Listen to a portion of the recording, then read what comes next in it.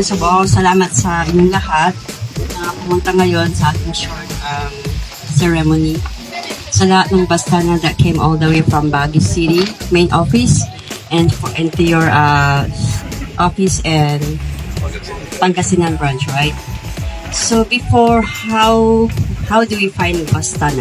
At first, sa totoo lang, yung asawa ko ang unang nakausap ni JM about Bastana. So when my husband first told me about Bastana, I made a research first about your company.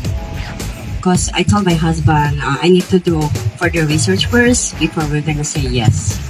So tinignan ko lahat mga sa Facebook ninyo, sa internet about your company. And when I found out that you are so legit company, then I made a decision, okay, let's do this. So, and then finally, ito na po, salamat sa team na, and then thankful kami dahil lahat ng gusto namin is sinunod ninyo. Lahat ng mga hindi namin gusto or kailangan nating i-revise is kami yung nasunod. Lahat ng mga nilagay niyo sa bahay, when it comes to everything, floors, lahat, kami lahat ang pumili. And yun, naka-help po sa akin yan kasi every time na kailangan natin bilhin yung ganito, ganyan, binibideo ko nila ako. And I am the one, personally, na pumipili sa lahat.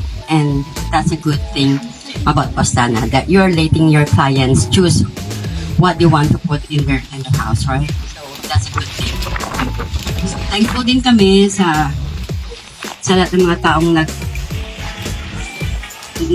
nagtulong-tulong para matapos yung bahay from main office to regional sa Pangasinan branch. Started with Mom's Son, which is wala siya dito ngayon.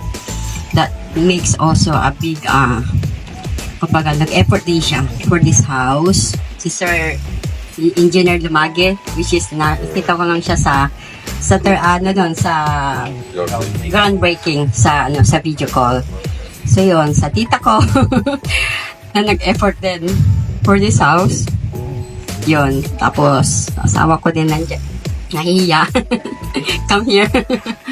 So sa lahat po, sa buong Bastana team, thankful ako sa inyong lahat. Yun ang po masasabi ko. Okay, thank you.